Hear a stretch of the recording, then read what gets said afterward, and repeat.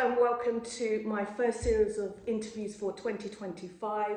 I'm really lucky today to be joined by renowned UK barrister Michael Mansfield QC. Well, I don't know about the luck. You haven't heard what I've got to say. Michael is notorious for the human rights cases that he's worked on. He's worked on the Stephen Lawrence case and also is acting counsel for the bereaved families of the Grenfell inquiry. But through today's interview, I'm hoping that Michael's going to be able to share some of his personal stories and insights and strategies about his experiences and hopefully be able to give the audience something meaningful to take away so they can navigate their own journeys. Michael, your background is completely different from what I thought it was. You come from really, a humble background. Dad was in railways.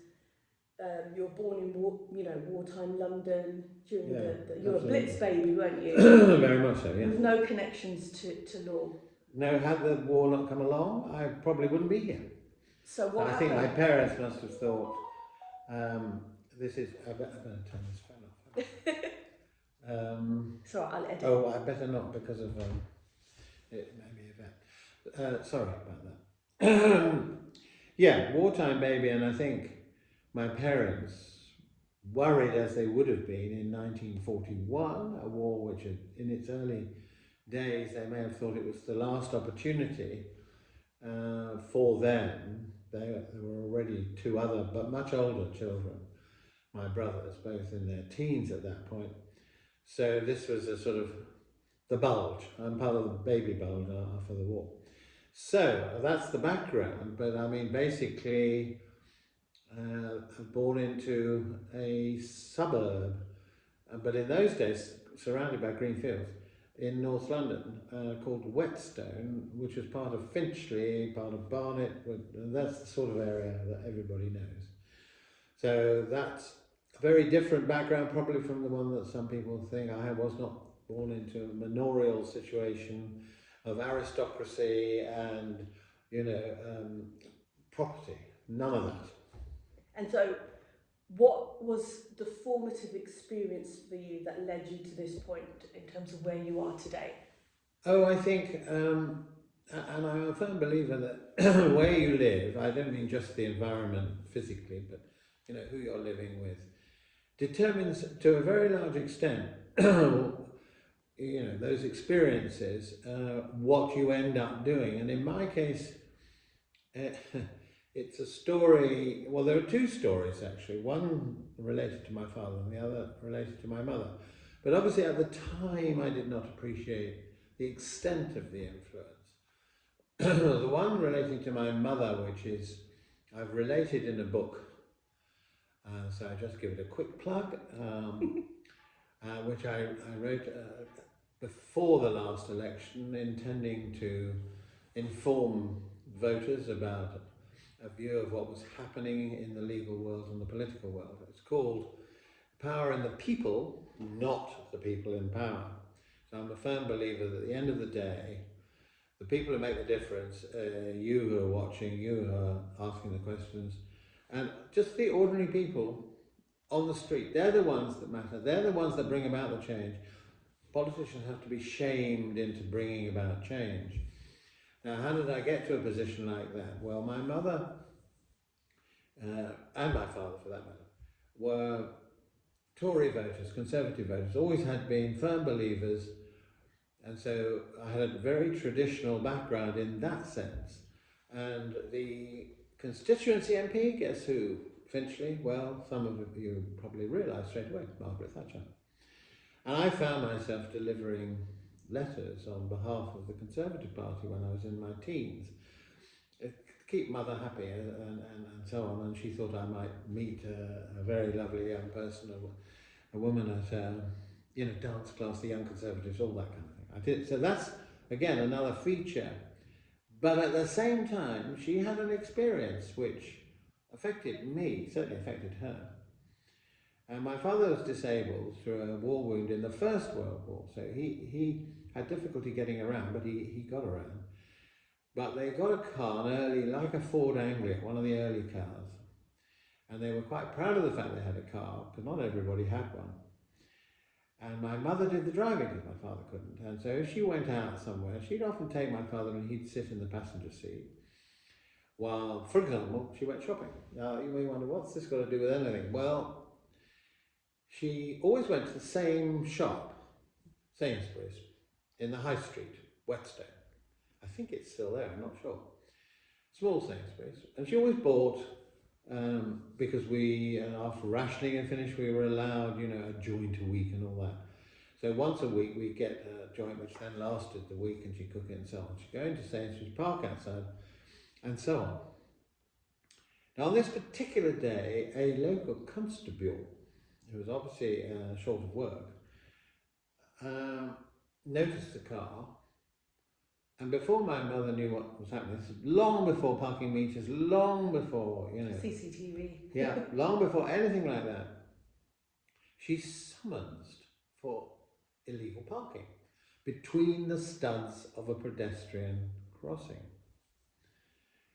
My mother was incensed because she was a very careful driver. She wouldn't do anything that was unlawful, certainly nothing that would upset the Queen or anybody else. And so she said, this is just not true. But at the time, neighbours, friends, were saying, Marjorie, just calm down, you know, forget it, it's nothing. You'll just be fined or something, or maybe disqualified or whatever. Nobody really knew. But she wouldn't know it. She said, no, I'm not having this. I'm not pleading guilty to anything. I'm going to court. Go to court? Who's going to defend you? She said, I'll defend myself. Because she, again, lawyers then and now, if there's no legal aid, forget it. On the parking offence, not once a Sunday. And she went to a magistrate's court in North London, then Highgate Magistrates Court, which is not sitting where it is now. I can only imagine the scene. That she'll turn up in her beige raincoat and galoshes and a plastic hat over the top, gloves and a black handbag. And I can just see her being determined and angry about the fact she'd even be at court. And of course, when she gets there, she's probably in amongst the drunks for the day and God knows, petty thefts and all that. Anyway, they call her case on. And I imagine, because obviously I wasn't there, the police officer gives his evidence. And then she gives her evidence indicating that, you know, she wasn't parked between the studs. She wouldn't dream of parking between the studs.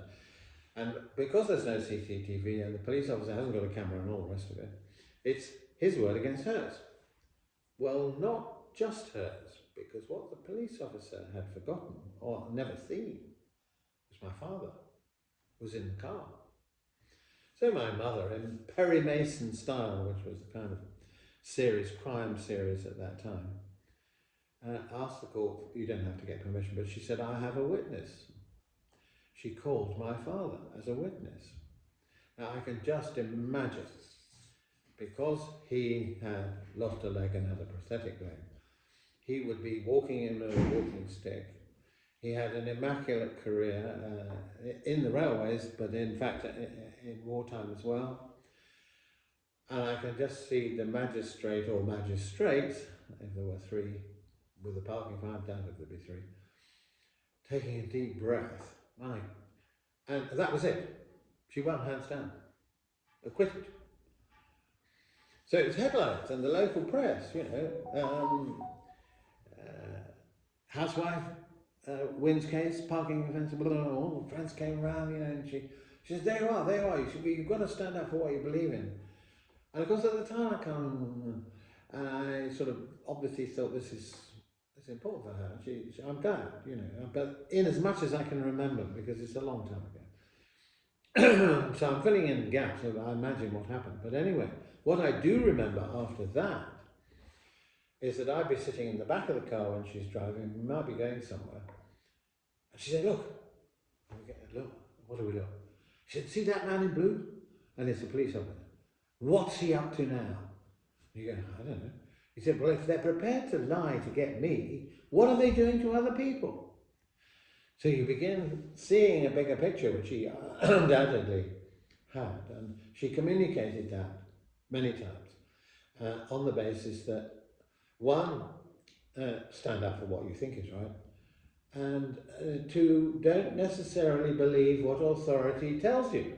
So it's all that package, all in one.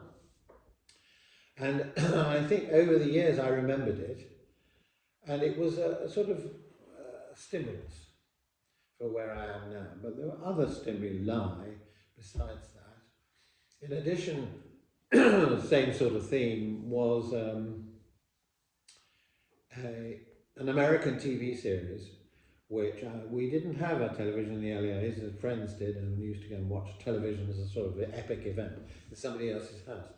But the series that was on, I think, I haven't got the date precisely, but it's late 50s, early 60s. It's called The Defenders. And I think it was a father and a son, and the cases they took always had social consequence, and there was a principle at stake. It may be to do with housing, may be to do with abortion, and so on, big issues. And they didn't always win. Quite a lot of the time they lost, but that wasn't the point of the programme. The point they were making in the programme is giving a voice to people who would otherwise not have a voice. And I thought, that tied in with my mum and everything, because we had no connections, none at all, with the law. I was destined, so my father thought, for me to drive engines, steam engines, which of course were rather attractive machines at that time. But then there's another factor from my father. How did he get disabled? He got disabled because he was part of the British Army. In 1917, General Allenby's army, which had an objective, very relevant at this moment as I speak, to liberate Palestine. And he was shot by soldiers of the Ottoman Empire, namely Turkey. He was on horseback and he was shot, left for dead, except his brother was also in the same unit. And as I've gathered from various other relatives, the brother went back and rescued him, and he in fact ended up in a hospital, was repatriated because of course he lost his left leg. He always used that word, and I always kind of thought, how do you lose a leg, kind of thing. Anyway, but you know what he meant. But he was very angry about the situation because he said afterwards, and again I didn't pick it all up, but later I realised what he was talking about, and what he was talking about was that his life was on the line there for a particular cause, the liberation of Palestine, while behind his back, at home, namely in Great Britain, politicians were selling the Arabs down the river, selling the Palestinians down the river, and conducting the Balfour Agreement with Israel to create the State of Israel, which in fact, of course, has become the occupying force in Palestine. So there is no independent Palestine, even though he nearly gave his life for it. So that also influenced me, because I felt, and part of the family, his brother, stayed in Palestine during the Mandate after the First World War, building the railways there. So, railways yet again. So I had from an early stage a very clear view of British perfidious activity, mendacious activity by, I think, letting down the Palestinians and continuing to let them down, because of course the occupation of Palestine by Israel for 75 years has finally been ruled definitively by the International Court of Justice last July, as being unlawful, which means that all the activities of people who support Israel in the occupied territories are committing basically a crime, an international crime. This doesn't get mentioned on the news broadcast where they just talk about October the 7th. Yes, that was, of course, a horrendous incident, but it has to be set in a much bigger context which gets forgotten. Gosh, that's rather a long answer to why I'm where I am, but that's where I am. You're passionate ultimately about human rights. Yes. And that's obviously guided you to where you are today. It was interesting you were talking on that subject because I was reading, you know, in your book, Memoirs of a Radical Lawyer. Mm-hmm. That's what you self-describe yourself as, a radical lawyer, because you fight for human rights. Is that right? Is that essentially where I know. Coined from? Yeah, people do describe self-start. Actually, it's not. Yeah, of course, I've adopted it. Other people, right from the beginning, said worse things than being radical. They were saying, you know, I was a red under the bed. So I've been labelled. Not that I bothered about the labels. Labelled from the beginning, and some people called it radical. Some people called it a red under the bed, and other people had rather ruder words than all that. So I'm used to that, but it is, you know, born out of an extraordinary existence in a North London suburb that I've got to, you know, I haven't been indoctrinated. I didn't go to a school where, you know, I learned about Marx. I didn't begin to learn about politics till I got to university, and then I began to understand it. Up to that point, you know, young conservatives ruled the day. I didn't know anything different. But gradually, it's like Topsy. These things are organic, they grow. And in a sense, experience is a much firmer and better teacher than anything you might read. And I think when I began to experience what was happening in other places outside Finchley, and I went to university in the Potteries and I saw extraordinary conditions that people lived and worked in the Potteries. I couldn't believe it. And gradually I shifted. What? Sorry, the Potteries. The Potteries are an area of Staffordshire. Okay. It's very interesting you ask that question because I'm staggered that you have to ask it. I understand why you do, but you see, that's how we've changed. The Potteries provided one of the main industries of the United Kingdom. Although it was beginning to fade even when I was at university. And the Five Towns, written about extensively, the Five Towns, Hanley, Newcastle, Stoke. These are all in that particular area with huge brick kilns where the potteries, and Wedgwoods, for example, famous name, that came from the Potteries. And that's what they were known for. And it's interesting that, you know, now people will say Potteries wasn't Potteries.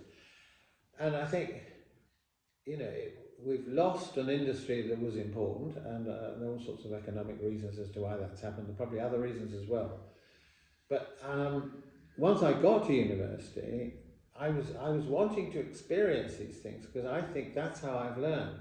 I mean, university is wonderful. I loved every minute of it, but I'm not an academic. I don't pretend to be. But on the other hand, you know, you have the books are in the background. What's in the foreground is going into the potteries as I did, and in the end I lived in the potteries for a bit, and going around the factories, going around where they were making the pottery, and seeing the conditions in which a lot of women were there, carrying what was called the biscuit ware. They'd have a plank across their shoulder, this way, and on the plank would be all the crockery, if you like, all the items that were biscuitware were going to go into the oven to get baked and come out, and then they get decorated.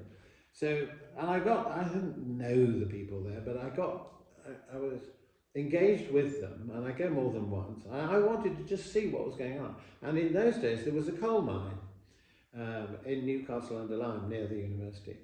And I went down that. I'd never been down a coal mine. So all these first-time experiences from a very sheltered life, quiet and sheltered life in North London. I mean, you know, for other people, they probably think, God, he really didn't know what was going on.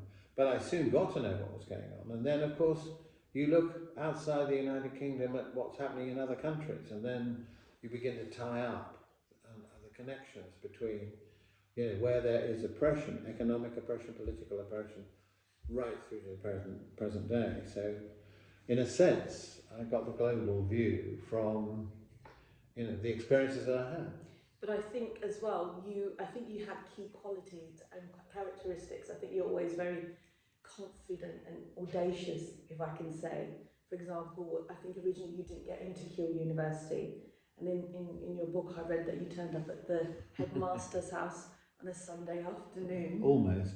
Yeah, no, I think what I've learned through the experience, through what my mother was saying, and my father to some extent, he was quieter, but he also was fairly determined. What they were saying was, stand up for what you believe is right. And part of that is standing up for yourself. If you think you've something to offer, something that will benefit others, it doesn't have to be that, but that's an example. So if you're talking about yourself, so in a sense, you have to have faith in yourself before you can have faith in other people. Very important, because you can't do it from a foundation that is weak or troubled, or it's not just an effect confidence, it is something that you convey by the spirit you have inside you. And so, for example, as you've touched on it, is that I didn't get into university having applied, and I found myself without a place to go. My father had died at this point, much later, in the early 60s. And I had a friend, well, I had more than one friend, but I had a particular friend at school with me, and he'd got exactly the same results as I had at A-levels and O-levels and all the rest of it. He went for an interview at the same university at the same time. We compared our results and we were pretty identical. He got in and I didn't. So I thought, well, this is unfair, I thought. So I thought to myself, I've got to do something about this, and nobody else can do anything about it. You've got to do something yourself. This is all part of, power in the people. That's what you have to have faith in your own ability to do something. It may not always work. Sometimes you fail, but then you have to get up and try again. But this didn't fail. I mean, my mother was pretty amazed and thought, well, he's off on one, he's a bit mad. But I packed a bag and I went up and I knocked on the admission tutors. Well, it was a Nissen hut, because Keele was an army camp during the war, Second World War. And with the help of a friend, I discovered where he was. I knew he was the key figure. I didn't know him and never met him. Hugh Leach, I've remembered his name. And I remember going to this Nissen hut, which was his home, on a Sunday. The term was going to start on the Monday. And he opened the door, he's having lunch, and he looked at me and he goes, "What are you doing? Who are you?" This is your head teacher? Well, it's not the head teacher, it's the admissions tutor. Right. So at university, there's no head teacher. Well, there's a chancellor and vice chancellor, but it certainly wasn't him. I knew that the key figure in terms of admissions to the university would be this particular individual, who was a lecturer in, I forgot what they actually taught, I think it was history. So I said, well, I'm sorry to interfere with your lunch, and I started explaining, and he said, "Oh, come in. And he said, "We're just having our dessert." And I said, "Well, I don't want to disturb you." And he said, "No, sit down. Would you like one?" And I go, "Yes, what is it?" And I've remembered it. Different times. Well, they are. It couldn't happen now. Couldn't. Well, it could happen now in a different way. Get reported to the police or something. Well, I don't know. He was a lovely man, and his wife. I said, "Yes, what is it?" "Oh, I know what that is. It's Angel Delight." I think you still get them. Mr. Kipling? Yeah, butterscotch. And so I remember that, because I thought, wow, okay. Anyway, we were talking, and he said, and I explained why I thought I should be there at the university. And my friend got in, and I didn't. "I don't understand. Can you explain?" He said, "No, I'll have to go and get the file." So in the middle of his lunch, he nips off somewhere, I don't know where he goes, obviously, to where they keep the files. And he came back with my file, and he said, and he knew the name of the friend who did get in. And he compared it to it. He said, "You're completely right, yes. I can't explain why you didn't, and he did." So he looked at me and he said, "Well, I'll interview you now." I said, "Okay." He said, "But I've only got one question." I thought, ooh, I might be able to answer one question. and this is, like, Who's a Millionaire? He said, supposing at this minute I give you £1 million, then It's like being given $1 billion now, I guess, with inflation and so on. He said, what would you do with it? And I said, oh, I can answer that one straight away. I said, first of all, my mother, who's just been widowed, has never had, very much in her life at all. And she lives in a very, tiny house in North London. And she had 1 or 2 holidays, but I'd like to give half of it to her so she can live out her life in a little more comfort than she's had. And of course, $500,000 then would have been giving her quite a good. And I said, other half, no problem. I wouldn't bother coming to university. I do something I haven't ever done, which is I go around the world. $500,000, get me around the world and more, thank you very much. Leaving now kind of thing. And he looked at me, he obviously wasn't expecting these answers. And he said, you're in. I go, I'm in. I mean, I can start now. He said, yes, but not now. I said, why not now? Well, you've got to collect your things. I said, no, I brought them with me. They're in that bag. He goes, well, he obviously translated it as confidence. He said, well, I better find you a bed then for tonight. And I said, yes, please. I started, and of course I hadn't done any of the reading. The lecturer said, go away and do some reading and come back. Anyway, it was an experience of a lifetime. But again, and I've kept that illustration close to my heart because there are many occasions when people say, I couldn't do this, I couldn't do that. I said, especially now with emails, emails are the death of aspiration, in my view, because there's so many of them, nobody looks at them, they certainly don't answer them. If you want to inquire, if you want to move forward, if you want to engage with people, I'm not going to send you an email. I'm going to ring you up first, and then I'm going to come around to wherever you live, or somewhere else, or we'll meet in a restaurant or something. And I'll say, whatever it is. So you mould it round the human engagement. But you have to be, again, yes, you have to have an element of confidence that somebody wants to hear from you. But on the whole now, they're so fed up with, email correspondence and Zooms and Teams and God knows what. You're not a fan? You're not a fan? No, I don't like any of it. Probably. Did you have to use it over COVID? Oh yeah, no, I do use it because, lots of people live abroad and conferences are done, and for a while, court cases were done on a Zoom basis. So there are some advantages, but the risk is that it becomes the substitute for living and working. And I think it's distending. In other words, you don't really get the feeling for somebody. I shouldn't be doing this, should I, really? Because that's what this is doing. You don't get the feeling for somebody unless you're actually in their presence and there is something going on. In other words, there's an atmosphere. Sometimes it doesn't work. I mean, you realise that perhaps it's not the person you want to talk to. But it has to be in person. I say to people, do not send any more emails. Find out where they live, work, whatever it is, and go there. And you will be so amazed. I've done it many times.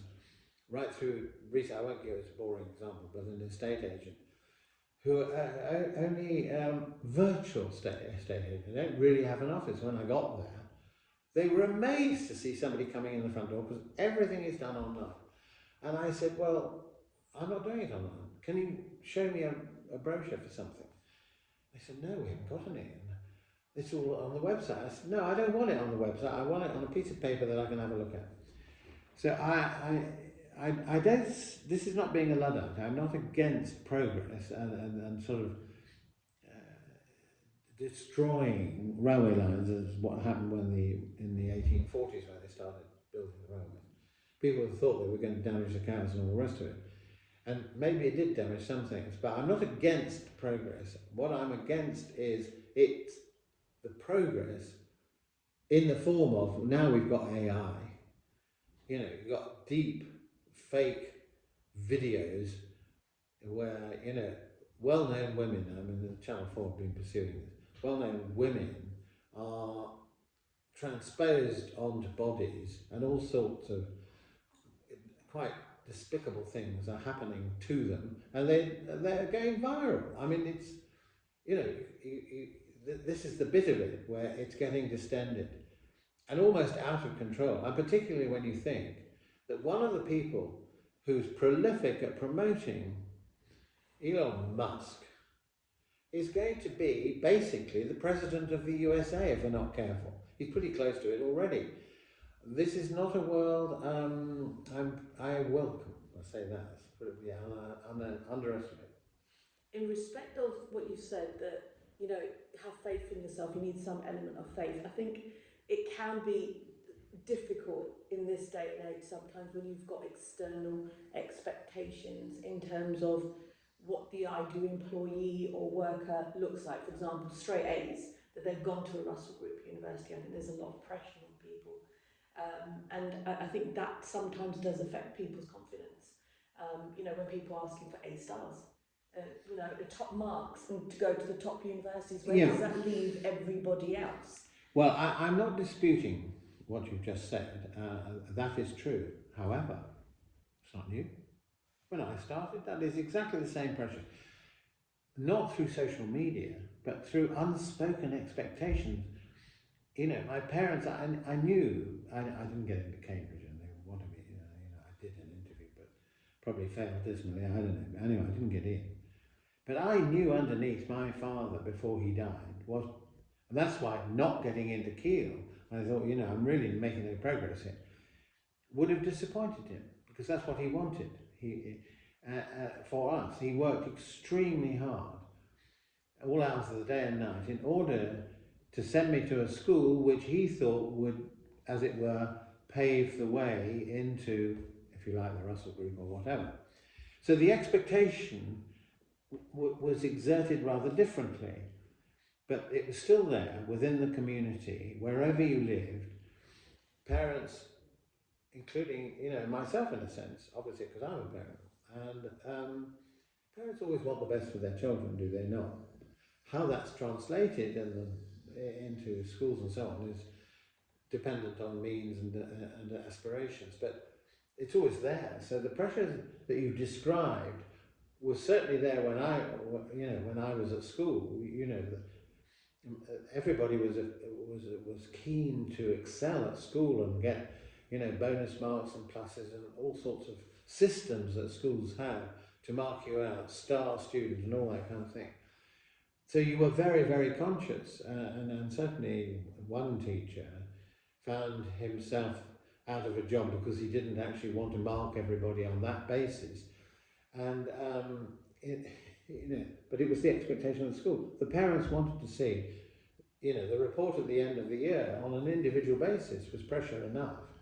So I think that still exists. It's more prevalent in the sense that you turn on television or you turn on your phone, I suppose, and TikTok and all the rest of it, and you're seeing the sort of glitzy glam culture that we're supposed to live up to, and that's the way you get in. And so that's another pressure, I agree. But the idea of pressure is not new, and so how you respond, in other words, your resilience, is part of the same parcel of being confident about yourself. And if you're confident about it, then you have a certain resilience, because you know you're not always going to win.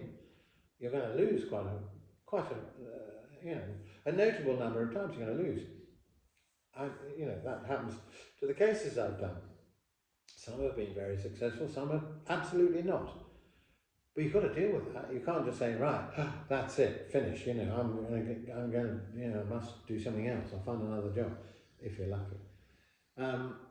I've never thought that. I've just thought, no, I can do better next time. Do better than that. I've made a mistake, so I reappraise every time I lose a case. I look back and I think straight away, what's gone wrong here?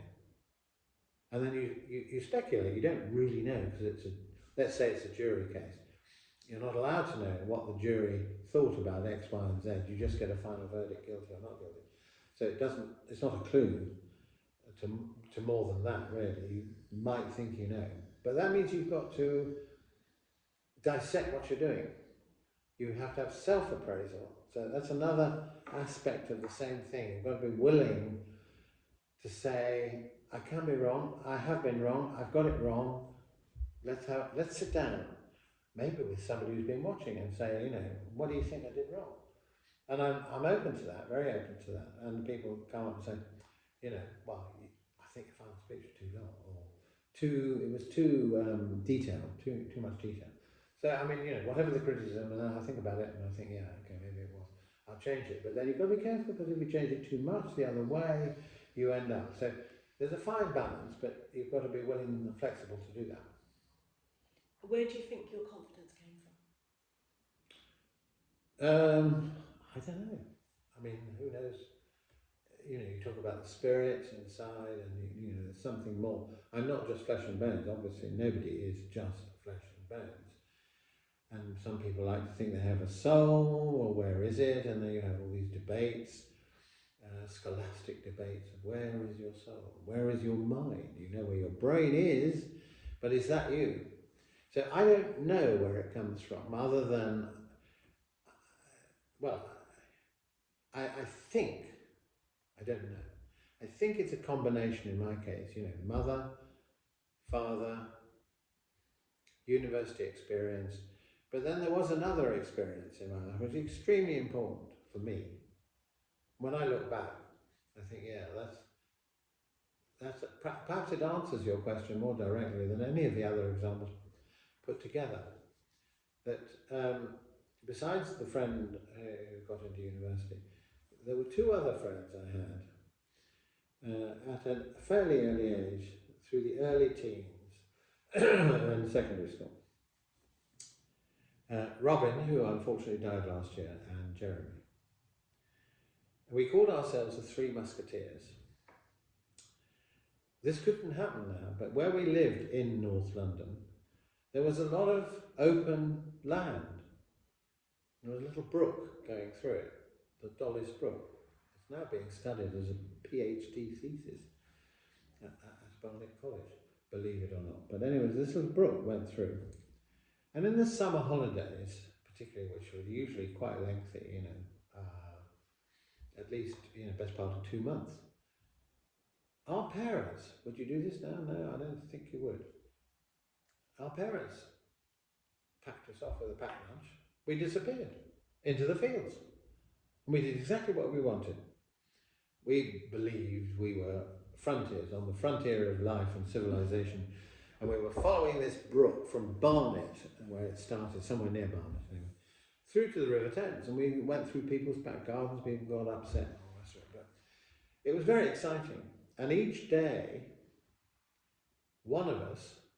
each of us set the other one a task, like Asterix. A task that we knew the other person was going to find really difficult. So it touched on, you know, your fears and all the rest of it. And if you didn't do it, you were, I forgot what the sanction was, like you didn't join the group for a week or something, or you were kept down. What sort of tasks were they? Well, I had one particular one which didn't work out very well, really, but I'm not blaming the other two. It was mainly my own fault. I'm the author of it, but anyway. No, it might be anything. It's usually physical tasks, but they involved a bit of psychology. It might be going down a dark path at night or whatever. But the one I was given was to jump. Everybody had to do the task, as well as the person who you thought probably wouldn't like to do it. So the one they got for me, which they could do, was to climb a tree, not very high, to a particular branch, and then ease your way along the branch, and then jump over the brook onto the other side. It's not very far, you know, but wow, could I do it? I got up to the branch, I eased my way along the branch, I couldn't do it. So the other two, and I knew they had this because it belonged to my brother.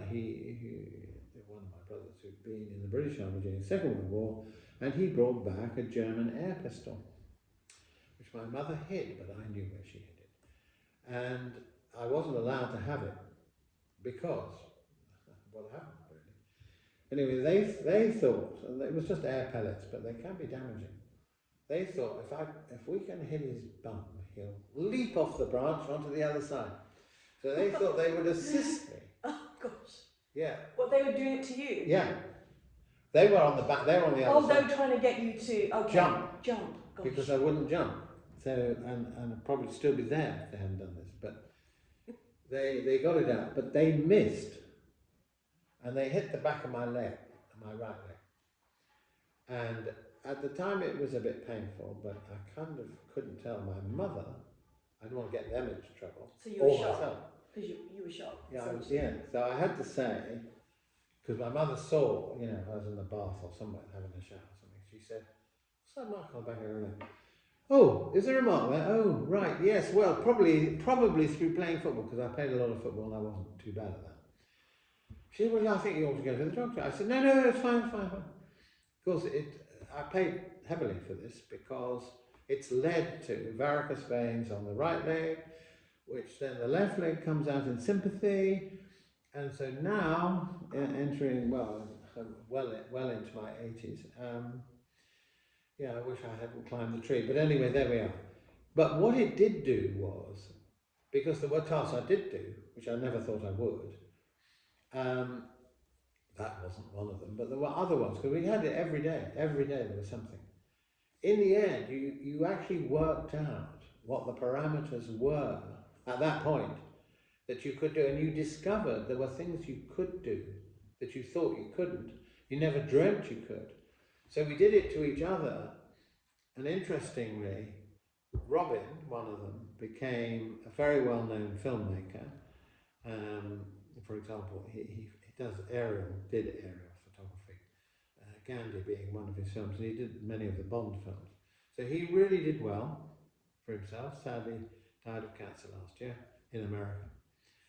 And the other one, Jeremy, ended up as a safari warden in Tanzania. I think he's moved to South Africa now, I'm not sure where he is at this moment. We haven't seen each other for years and years and years.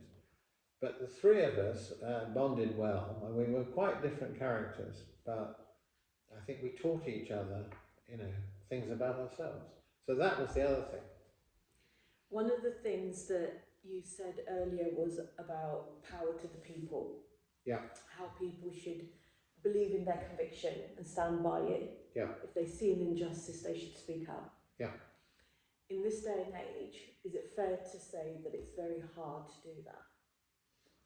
Yes, I think. I get the question, obviously, and you're right. There is a political climate. Well, it's a different one now. This moment in 2025, we're witnessing here and in America, Germany, particularly, and other countries, what I call right-wing populism, which has scant regard for human rights and is a threat, I think, to stability and peace.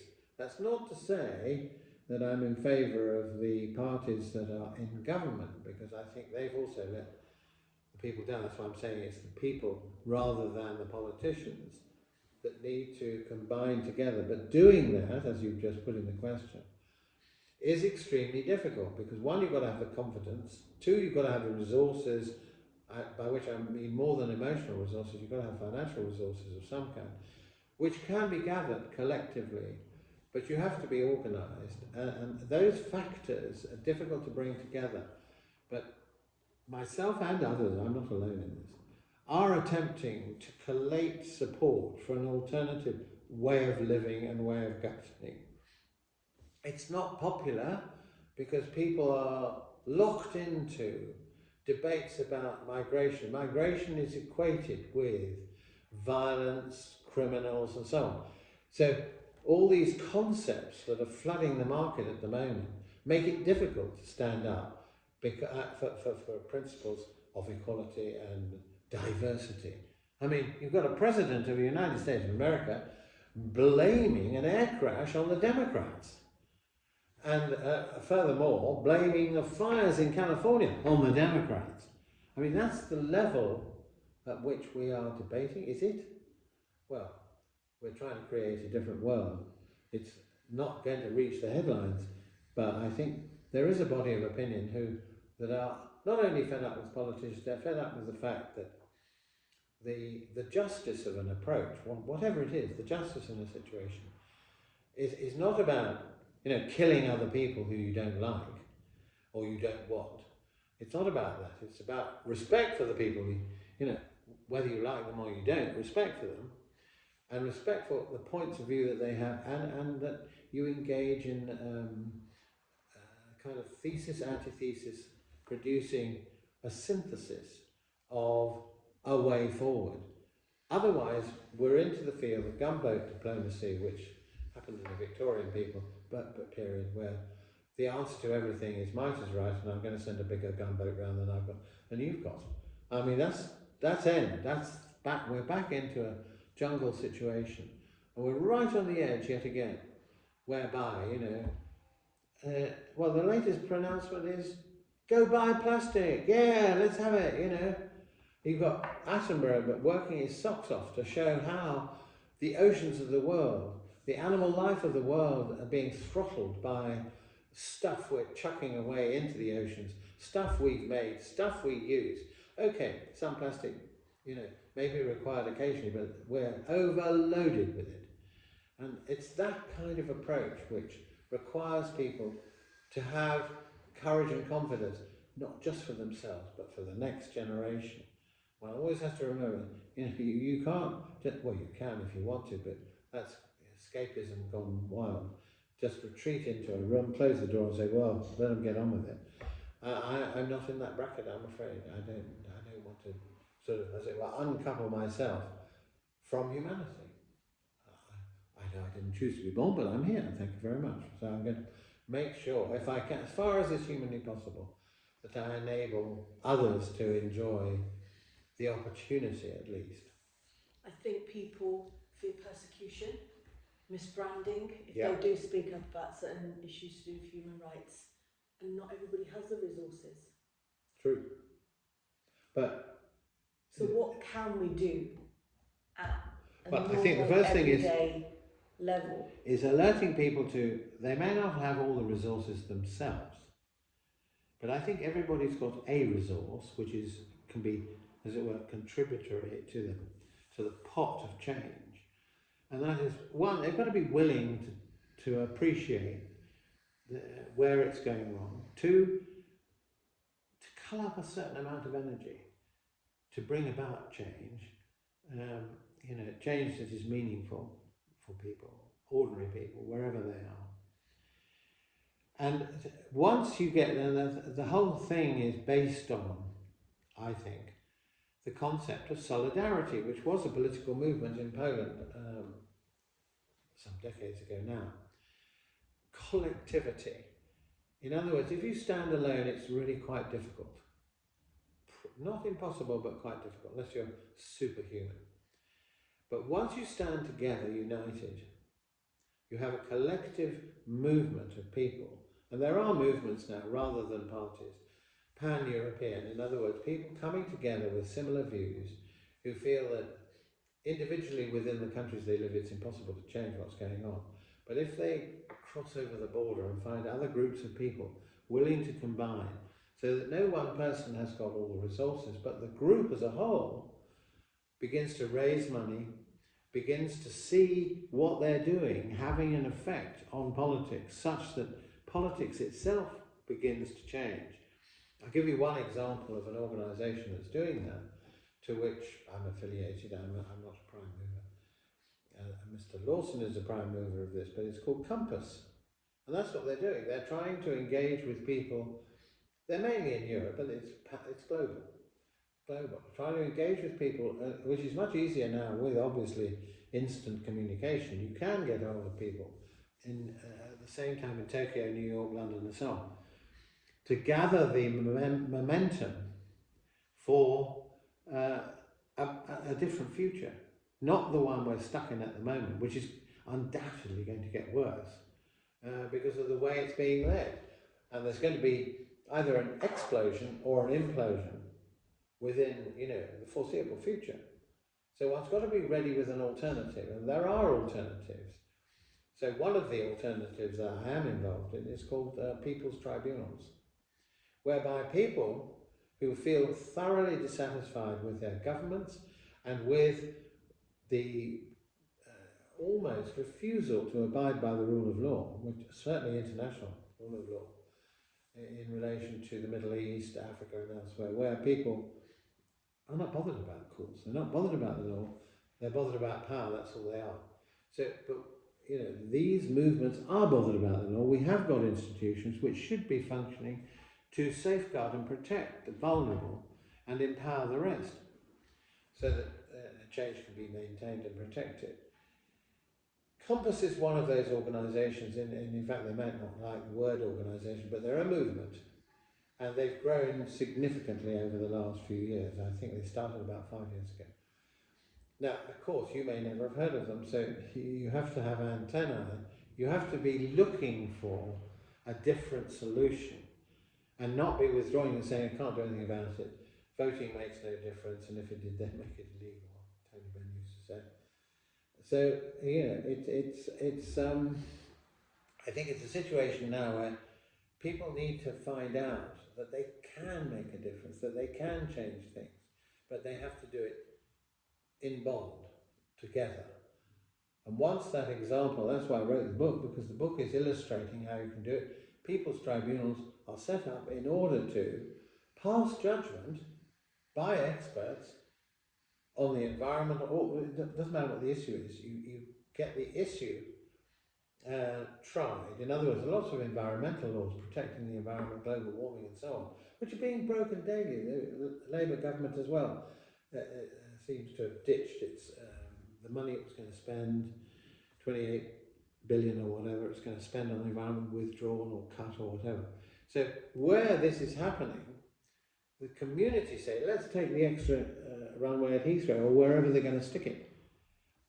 And people have to not say, oh, well, there's nothing we can do.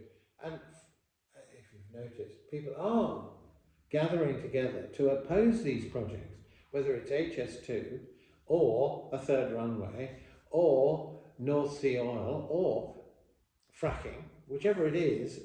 These are just environmental examples where communities have in the end decided. I live in Warwickshire and there was one there where the people got together and they indicated that they wanted a different future environmentally, and they set up their programme and the local council adopted it.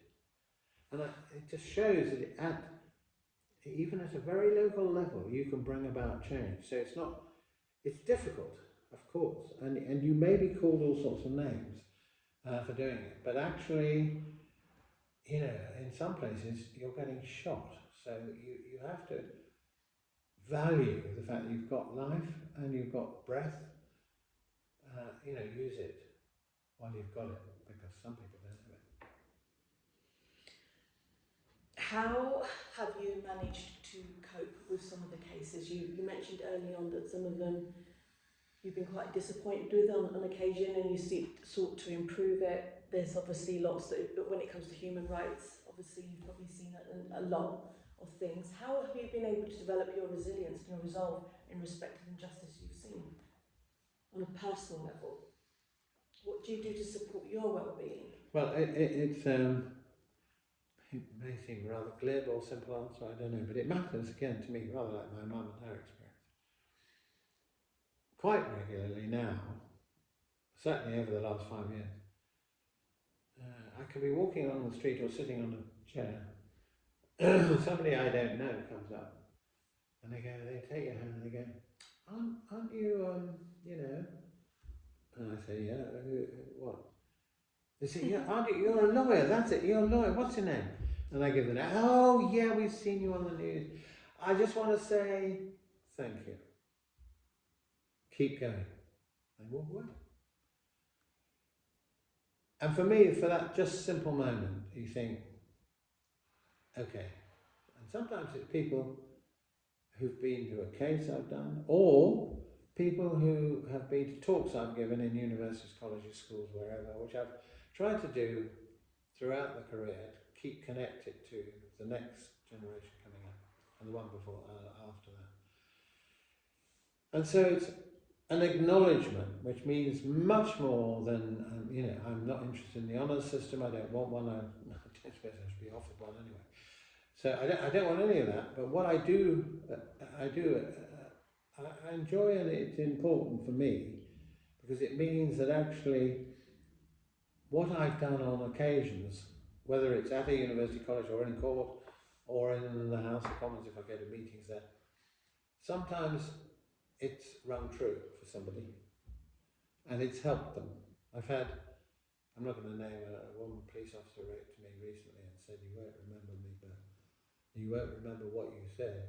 You wrote a letter to me out of the blue and it saved me. Thank you." 20 years later. So you take a deep breath and you think, it's been worth it. That makes it worth it. It means that what you set out to do in small ways, incremental ways, it's worked. So that keeps me going. But what about the times it hasn't? Well, it's the same thing. How have you continued? I can because there'll imagine. be something else around the corner that will work. You know, and you've got to, even with the people who have failed in their cause or whatever it is that I've been representing them, I try and maintain their confidence in themselves. You know, because it's often judgments are subjective, and the people who are making the judgment may have got it wrong. So, you know, I think to fall over and not get up again would be, you know, a real failure. That would compound the initial failure that you may have had. So you just never give up. What about those people that don't win? A Yeah. case doesn't go your way. Yeah. How do you reconcile that within yourself and with the person? Because for the reason I've just given, namely that I'm saying to them, if there's an appeal, let's appeal it. If it's you know, legitimate and meritorious, it's not worth taking stupid appeals. But if there's no way forward, legally speaking, then I say you must think of alternative ways of getting your message over.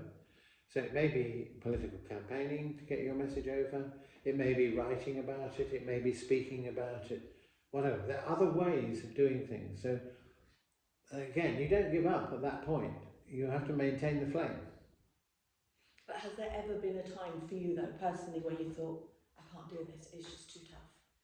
Because you're incredibly resilient. No, I've never thought, I mean, it sounds a bit, no, I've never felt, I've got to give up, I can't stand the heat, then you've got to get out of the kitchen. So no, I've never wanted to do that.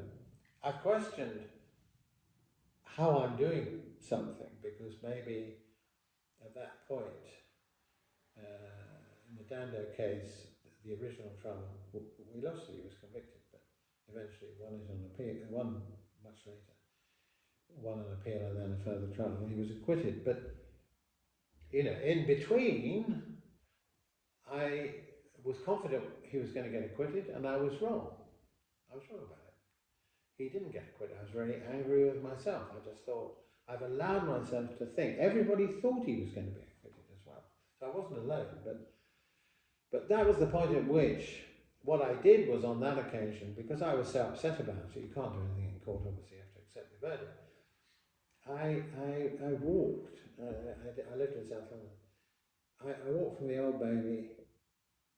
I had a bike, but I left it, and I thought I'm going to walk home, and I found that walking, you know, pounding the paving stones and thinking about, you know, almost tearing yourself apart, saying, come on, you know, there's something missing here, something I've missed, and then you can't quite work it out, but you realise by the end that you're exhausted.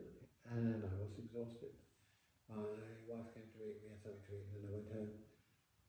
And I was very tired the next day. But gradually, you know, I realised that there are human beings hanging on this. They're just the defendant is obviously one of them. So I've got to find a way of keeping, I've just called the phrase, keeping the flame alive, keeping it alive for them. Because the moment, if you think about it, humanity has no hope, there's no future. So there's got to be hope. That's what I'm about. So some of the ways that you, I think from what you've said, you look after your mental health is through walking, spending time with family, spending some time to process within yourself. Is that fair to say? Oh yeah, and I think having a time to process, absolutely, yeah. It may mean I have to withdraw and sort of sit on a park bench somewhere. run, or I walk home, or I cycle home in the old days as well. So there are various mechanisms for detoxifying what's happened, letting it drain out of you physically, and then the mind follows. And you fill the mind with other thoughts that are constructive and positive rather than self-analysis all the time. You can't do too much of that, so you have to draw a line somewhere. So yeah, it's a process.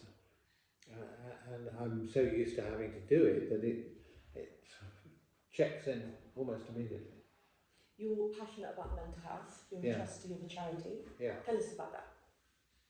Well, during one case, Hillsborough, where everybody knows about Hillsborough, so I'm not going to spend time describing the horror of it. But there was another horror in the middle of it for me, and that is early one morning, 2/3 of the way through the inquest, I had a telephone call from a member of the family who said, "Did I know the terrible news?" And I didn't know what she was talking about. And I said, but I don't blame her at all. She just said it as it was. She just said, "Anna, my daughter, had committed suicide earlier that morning." So in the sort of early hours, really, of the day. And of course that gets you so much. You weren't anticipating it. I was due to meet her. I knew there were problems. I had no idea that she was on the brink. She committed suicide in her own home. And I think all sorts of reasons that one doesn't actually know, and that's one of the things I try and impart to others. Stop asking questions to which there's no answer. You won't get the answer because she's gone. She took a decision. She wasn't mad at all. She may have been destabilised at that time by news to do with her work and so on anyway, but that made me angry, made me very upset, made me think again about my life and about relationships within the family. Maybe I've been working too hard and I haven't seen enough of the family, all sorts of things. Guilt creeps in, no question about that. And the judge running the inquest was very generous and very kind, and so I didn't go to court that day, and I didn't go to court for a bit. But the interesting irony was that people I represented, the families, they'd lost children who wanted to live, and I'd lost children who wanted to die, but they understood. So I had amazing support from the families. I had amazing support from my wife, Yvette, at the time, and a friend who happened to be staying at the time, another lawyer. And so I slowly came to terms with it, and then there came the funeral itself in a small chapel in North London, near Barnes Green. And I remember going and seeing the car park was full of people, and the chapel was packed. And I thought, I'd never thought about how many people would have known Anna, but obviously a lot of people knew Anna. A lot of people were very upset, including obviously myself and the family. And so there was a ceremony, obviously, inside the chapel, and then she was buried in the churchyard outside. And then we went to the school where her children went, and was very close by. And people asked if I would do a little oration for her. So I said, all right. So I did something. I can't remember exactly what I said, but when I finished, I found I was encircled by a group of people who said, "Michael, you said it." And I said, "It what? What's the it? What have I said?" They said, "But you've mentioned it." "Yeah, what have I mentioned?" "Suicide." I said, "Yes, but that's what it was." They said, "But, and of course I then began to realise the stigma, the taboo that attaches to it. People who encircled me after I'd used the word said, you've let the genie out of the bottle, because we've never talked about it ourselves." And my father, and then somebody said my brother, my wife, whatever, my neighbour, another teacher at the school. There were tens of them, all saying, "Please, please, will you talk about it more so that we can talk about it if you talk about it? So I said, oh, I haven't really thought about it. On the other hand, I should have really, because as a lawyer, I was fully aware that suicide was a crime. It isn't anymore, although there's an assisted dying bill going through House of Commons at the moment. But if you assist in a suicide, then it is a criminal offence. So you can see where the stigma comes from, that families were ostracised and people were buried in non-sacred, sacrosanct ground outside the village, outside the community. So that was the history of it. And then I thought with my wife, and she had lost a close friend to suicide in the same year, but earlier. So we thought we would organise something different for people. And I did a Newsnight BBC interview on suicide, my daughter's suicide, and then doing what they'd asked me to do, talking about it. And then people wrote in and said, oh, you're so pleased to see you doing it because we feel, as it were, liberated ourselves and able to talk about it. So we conducted these meetings, we call them gatherings, at which anybody can come. It's totally confidential, you don't have to speak, but it's a bit like a Quaker meeting house. If you feel compelled to tell your story, you tell it. If you don't, you sit still. Is that like Alcoholics Anonymous? Yes. Like Yes. regular meeting, a group Yeah. that you can attend? That's right. So we didn't want to make it an institution which we ran. We wanted the people in a particular area, prison, community, college, school, wherever it is, do it themselves. In other words, monthly or whenever, they have a gathering in which people can come or not, as they please. And the experts are the people again, not the pundits, not the psychologists, not the psychiatrists, but people can help each other by talking about their experience. So if you've attempted suicide, you know what's gone through your mind. It's very important that people who are grieving the loss of somebody to suicide can listen to somebody who can talk to them about what they've been through and the fact that they failed. And others who are thinking about suicide.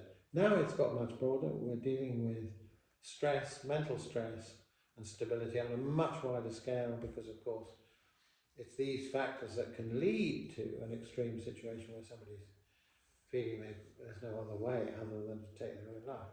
But we hope to preempt that by having these gatherings. And then my wife inaugurated a telephone service a bit like the Samaritans, but not the way they do it, for people who want a one-to-one. That started during COVID because we couldn't continue the gatherings. And then my wife had a very bright idea for people who couldn't get to the gatherings or didn't want to ring up or are afraid or whatever, is to have a mobile unit, like there used to be mobile libraries going into communities. So we've converted 2 vans. It's just the beginning. We'd like to have a fleet of them going around the country. Brilliant. Converted into a space at the back where people can sit privately and just offload. Because that's the big thing, offloading, and the word that is used all the time, I've used it already. At the end of these meetings, gatherings or encounters, people come up and say one thing. It's not like people coming up in the street and say thank you. They come up and say thank you, and we feel liberated. We feel we can speak about this now in a way we've never spoken about it before, and we can begin to come to terms with our lives. So we call ourselves SOS, Silence of Suicide. There's a website, everything's there. You can see what facilities are being offered, how you can contact them, and where it's based. It's based near where I live, in the Midlands. So that's a full-time occupation, and it's a very exacting one. I'm a trustee. I'm not hands-on on a daily basis. My wife is, and so are a number of others. And at this moment, I mean, the demand is huge. And can people book on in different areas across the country? Yes. Or is it, so it's not just in the Midlands, it's accessible for everybody everywhere. Yeah. And on the website, people are able to book on, or a space. And it's all confidential as well. Yeah. I know often when there's cases when people go to therapists and people are responsible for safeguarding that individual, they have to report it to, say, a designated safeguarding officer or the police or somebody. Yes. Is that, does it work the same way? Same way. Would you have to report that person? Oh, yes. What's the element of confidentiality when people come to see you? Well, there's confidentiality in the sense that what they tell the person receiving the call is recorded, but it's not given to anybody else, so nobody else knows about it except the caller and the person receiving it, and the receiver doesn't give advice as such. That would be preempting. What they're doing is asking questions of the person to see how serious the situation is and whether they've asked these questions of themselves. If the operator, the receiver, discerns that the person ringing up is in a serious state, then they obviously get consent. They say, we're going to have to tell police or ambulance, one of the emergency services, because you're in need of help. And usually the caller, and not that I'm monitoring, so I don't know, but my understanding is very few callers say no to that. Some say it'll make no difference, they've been here before, and then you have to weigh out. But that there is no compunction about passing on the details of somebody in distress if it is thought that they should be referred. So that happens. Yeah. And it's doing really well, and there's demand for it. Yeah. At the end of the day, I think it's a and we need, obviously like everybody else, we need donations to keep us afloat, because otherwise we have to pare down what we do and so on. And with increasing costs, this government, national insurance, if you're going to employ anybody, the costs are rocketing to try and keep it alive. Is there an opportunity for people to donate on the website? Yes. So if people want to donate, if they want to donate, SOS, Silence of Suicide, they're easy to find. And if you're wanting to volunteer and help, or you're wanting to give some money, or you just want to find out about it, it's all there. It's under the circumstances, I think there's something positive that you've been able to do from that experience. Yeah. It's providing people with some hope where there wasn't any, where people had actually become hopeless. And which is what we're trying to do in all the other spheres as well, is not give up, provide hope. And as far as is humanly possible, you can't do the impossible. And I think that, satisfaction isn't quite the right word. You don't sit back and think, oh, that's good. You do sit back and think, well, we're doing well here in the sense that we're reaching people who would otherwise not have help. That's a good point.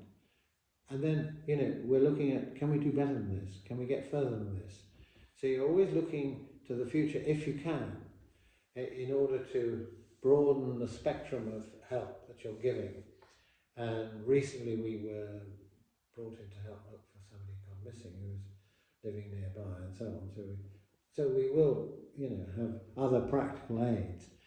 But I think it's rather like people come up in the street and say thank you, for doing what you're doing. And if at the end of a meeting they say, I can go home and I can sleep tonight, I now feel that I've been holding this in for too long. And so you do feel a sense of achievement. That's, it's not changing the world overnight, but it is making a difference. You started at the beginning by talking about the conflict within Palestine at the moment. It's a topic of interest at the moment because obviously what's in the news with regards to what President Trump has said. What did happen over the last 15 months? Obviously we've heard various reports. What would you say happened over the last 15 months? What would you say is happening now, and what do you say in respect as a human rights lawyer? Yeah, I say as a human rights lawyer, I can deal with it relatively quickly because the principles are pretty well known in international law. I mean, they may be spurned by people who don't want to know and just think, this is liberalism, off the radar. But in my view, that's why I came into the law in the first place, is the construct of law is intended to provide a civilized method of dealing with issues that may arise between people, all sorts of issues, not just territory. So what has happened here is obviously a situation that I've already mentioned goes back 75 years. I mean, you've got an unlawful occupation of a territory, no independent Palestine, and I've been to Palestine 3 times, so I'm aware of the restrictions on Palestinians and the way they live their life. But border controls, air controls, all the rest of it, and the control of water, control of olive groves, all controlled by essentially Israel. So that occupation, which if you live it on the ground, has been oppressive, and if we in the United Kingdom had been occupied for 75 years after the Second World War, I think you begin to see the heavy burden. Now, then there's October the 7th. I'm not attempting to suggest for one moment that the extremes of the violence that took place on October the 7th can be justified by law at all. They can't. So the extremes of what happened on October the 7th have to be deprecated. No question about that. Very clear about it. However, you have to bear in mind that if it's an unlawful occupation, there is a right for the people who are occupied to defend themselves. Now, obviously, the extremes of violence cannot be equated with self-defense, but you are entitled, as it were, to resist unlawful and resist with arms, if necessary, to defend your community against unlawful occupation. So it puts a very different complexion. But then I think after October the 7th, yes, Israel's entitled to self-defense. We're all entitled to self-defense up to a well-defined point. And the point is that once it becomes disproportionate, I take the extreme, that in order to eliminate every Hamas fighter, you're going to, as it were, let all hell break out, in the words of Trump, and bomb Gaza to smithereen. So it's not just the people, which is bad enough, women, children, men, but also the buildings. There's no hope. Hospitals, schools, everything. The whole structure gone, which enables, others to say, well, we're going to go and buy the place up and we'll build a Riviera. I mean, the whole thing's, once you get into that kind of framework, is really unbelievably obscene to be saying it to a people that we're going to basically eliminate you. And that's what's been happening since October the 7th, in my view, and in the view of the early stages of the case in the International Court of Justice brought by South Africa. Namely, it is putative potential genocide, and in fact has crossed the border. The court hasn't decided that yet. I don't know when they're going to come up with a decision, but they've already used the word plausible. And there's argument about that, but it's, in my view, very clear there's a plausible case of genocide right up to now. And if what threatens happens, which they just finally, it's all out war, if hostages are not returned at a particular time, then there will be nothing left of Gaza. It'll probably extend well beyond the borders of Gaza. So I see the Middle East as a melting pot. My father thought the Middle East was a melting pot. It kind of mirrors the forces outside the Middle East and attitudes outside the Middle East. And that's what my summary of that position hasn't changed. I'm horrified by what's happened. And one can barely turn on the television and watch yet more children and women being not only bombed and injured and shot, but then any kind of medical treatment is, if they want to go outside Gaza, is being denied. So on every front, and I've only covered a few of them, I think there has been a succession of war crimes committed. And of course Hamas to begin with, yes, a war crime if it's not defending themselves and it's, it's needless killing and it's not of civilians and women and children. No. So that isn't justified, nor is what has happened since. And you can't go on praying in aid, self-defense, when in fact what you're doing is, which is what everybody feared, in a way, when I've been to Palestine, is that what's really at the back of everything is a greater Israel. In other words, to eliminate Palestine, raze it to the ground, so that it has no chance. Deport them all to Jordan and other countries, which is exactly what they're talking about right now. And it'll all be done in the name of self-defense. Well, there's still a Hamas fighter left and all the rest of it.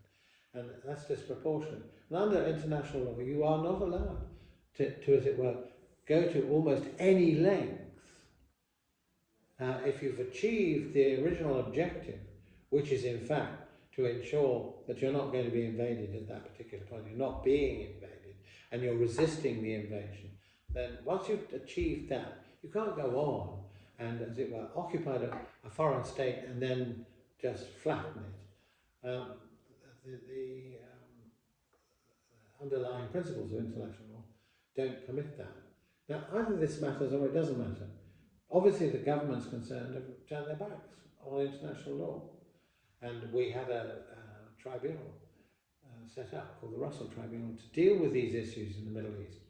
And we came to the conclusion, as has the International Court of Justice, that apartheid was being practiced unlawfully in between the Israelis and the Palestinians, Israeli government policy. Apartheid, segregation, and also a form of genocide is now being practiced. So we had a People's Tribunal, exactly that, on those very issues, which came to those conclusions. Why? Because the international community were not abiding by laws set up in 1945 after the Second World War to avoid this situation. And so this is where the United Nations have been, I think, disempowered by America and Russia, because one votes one way and the other votes the other way. So you've got a stalemate with ineffective, because the United Nations should be stepping in to ensure a peace is kept while the differences of division are sorted, and obviously hostages are sorted and returned and so on. But the United Nations haven't been able to do any of that. Worse, the Americans now are withdrawing all their aid to the United Nations aid groups like UNRWA and so on. Again, it means devastation for people on the ground. When you speak in your book about the ICJ, and it was created for that exact reason, to make sure that there was order, communicate between the countries. ICC. The ICC, that there's accountability. Yeah. Would you say that therefore it's ineffective in this particular Yes, it is. case? It sets an agenda, and I think the present prosecutor did quite the right thing to issue arrest warrants, originally for Putin over the Ukraine, but he's also issued another one, or two more, one for the Prime Minister, Netanyahu, which indicates that there is somebody who's having regard to the fact that these rules were put in place, and Israel and Hamas as well. He indicated arrest warrants in relation to that as well.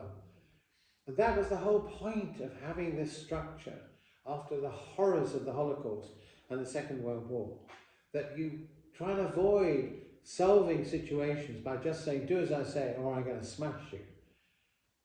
And that's, that policy of adopting, you don't do what I say, then I'm going to, annihilate you, which is really what we've got to now. I think for lawyers it's horrifying. And that's why I'm, not just uneasy, you're just saying, what more can I do? So we are combining as best we can to ensure that, what is publicised is not this constant, nobody ever questions when somebody says self-defense, or you say, wait a minute, you've been defending yourself all this time, you've pretty well, 30,000 people? I'm sorry, it doesn't make any sense. I know what you're saying is, as long as there's one Hamas, fighter standing, then, until that person is eradicated, we're not safe. I don't have to agree with that, but in any event, you're not entitled to eliminate a whole population on that basis. What needs to happen? Well, what needs to happen is leadership of a kind we haven't got. and for people, back to people, is that people on the ground, you and I and others, and they march the streets every week, that the Palestinians and others elsewhere, because there are wars in Sudan and where no notice is taken of the rule of law, that we are seen ourselves to say there are principles at stake here. The principles are enshrined in the United Nations, its Charter, the Convention of Human Rights in Europe. These are important principles. Just read them, and then, as it were, you're being apolitical, because what you're actually saying is we're dealing with humanity and the ways in which you can preserve humanity and decency and fairness. These are the principles. If you want to categorize me as some kind of terrorist for suggesting that, that's the risk, if you stand up for this, that you may be categorized as a terrorist. And I'm placed for that, obviously, as well. So we've got to stand together. It's back to solidarity and standing